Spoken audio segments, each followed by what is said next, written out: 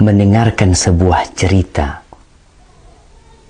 yang aneh, menyeramkan, terkadang disenangi oleh sebagian orang. Tapi bagaimana kalau ternyata cerita yang disampaikan adalah bohong dan dusta? Maka kita tidak akan suka dengan pelakunya.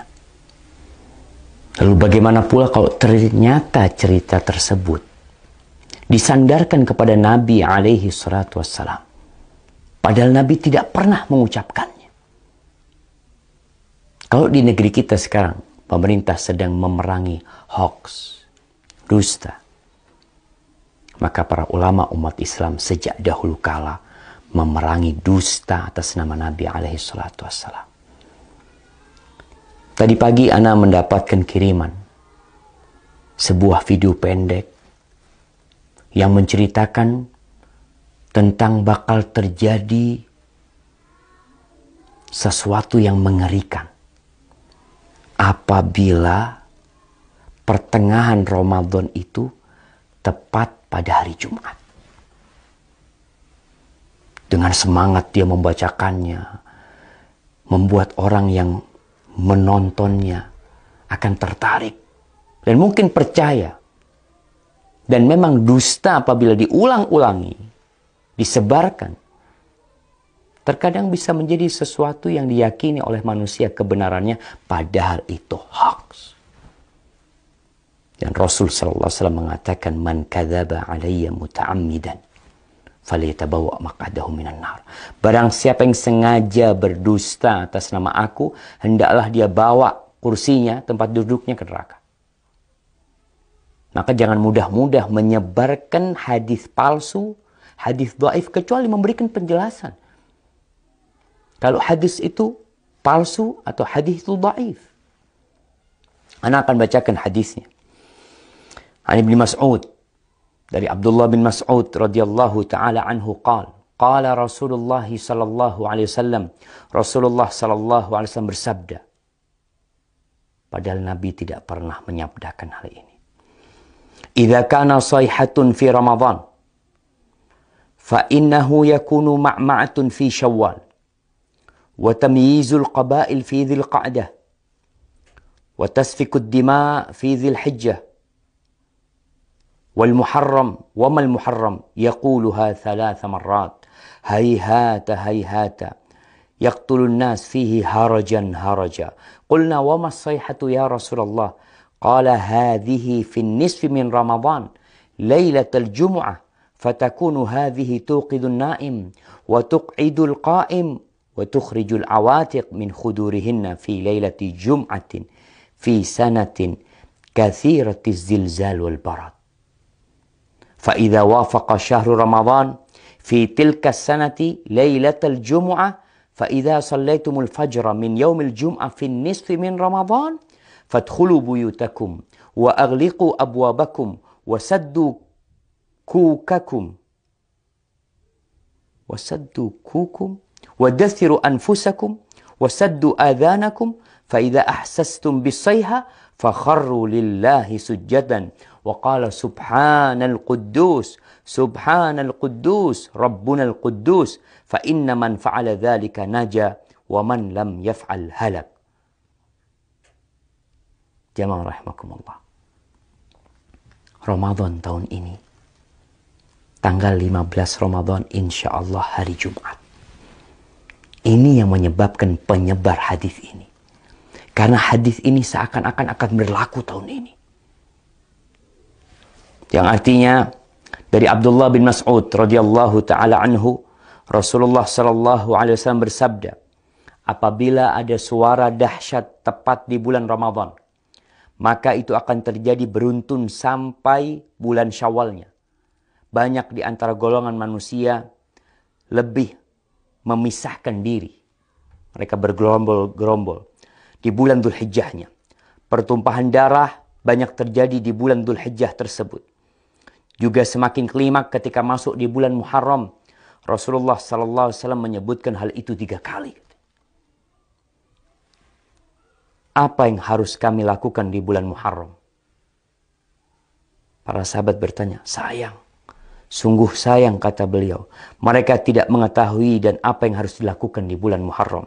Saat itu di antara manusia banyak yang saling membunuh. Apa suara dahsyat itu ya Rasulullah? Sahabat bertanya kepada Nabi SAW. Suara keras itu adalah mulai terjadi di pertengahan bulan Ramadan yang bertepatan di malam Jumat. Suara dahsyat itu mengagetkan orang-orang yang sedang tidur, menjatuhkan orang yang sedang berdiri. Segala benda terhempas jauh keluar dari tempatnya, atau para wanita yang masih gadis akan keluar dari kamar-kamarnya. Malam Jumat pertengahan Ramadan itu terjadi goncangan dahsyat dan cuaca sangat dingin. Banyak sekali terjadi gempa, banyak sekali yang seperti yang kita lihat lah, gempa di mana-mana mungkin. Kemudian apabila bulan Ramadan itu tepat di tahun itu, dan kalian sedang melaksanakan sholat subuh malam Jumat di pertengahan bulan Ramadan tersebut, masuklah ke dalam rumah, kuncilah pintunya, tutuplah kepala kalian, lindungi tubuh kalian, dan tutup telinga kalian. Apabila kalian merasakan suara dahsyat, bersyukurlah, sujud. Nih, ada sujud. Kita tahu sujud itu ada sujud syukur, sujud tilawah, kemudian ada sujud sahwi, ada sujud ketika sholat. Ini sujud ketika mendengar suara keras. Membaca Subhanal Quddus, Rabbunal Quddus. Karena sesungguhnya apabila kalian melakukan itu, niscaya selamat. Jika tidak, tentunya akan binasa. Ini tersebar, jemaah, di beberapa tulisan. Ini ambil dari beberapa tulisan yang ada di internet. Kemudian video itu juga telah tersebar, yang disebarkan oleh ya entah siapa yang menyebarkan hal itu, menyebarkan hoax. Kita lihat sekarang bagaimana hukum hadis ini. Para ulama menjelaskan hadzal hadis munkar la yasih. Hadis ini munkar, tidak benar. Al-Uqaili mengatakan laisa li hadzal hadis aslun min hadithi thiqah. Hadis ini enggak punya dasar dari perawi yang thiqah, wala min wajhin yathbut, dan enggak ada yang benar dalam hadis ini. Itu disebutkan dalam Ad-Du'afa Al-Kabir. Dan Ibnul Jauzi mengatakan hadis ini hadza haditsun maudhu. Hadis ini palsu atas nama Nabi SAW. Kemudian Syekh Albani mengatakan maudhu'un, hadis ini palsu, diriwayatkan oleh Nuaim ibn Hammad dalam kitab Al-Fitan. Dan Al-Imam Al-Zahabi mengatakan qultu dha maudhu' wa maslama saqit matruk. Ini hadis palsu. Perawinya ada yang matruk, yang dituduh berdusta, jamaah. Ditinggalkan. Lalu kita meriwayatkannya, menceritakannya kepada umat, menyebarkannya atas nama Nabi SAW. Nabi bersabda, padahal Nabi tidak pernah menyabdakan hal itu. Jamaah, ma min qaul, tidak ada satu ucapan yang keluar melainkan ada raqib, ada atid. Ma yalfidu min qaulin illa ladaihi raqibun atid. Akan ada yang mengawasi, mencatatnya.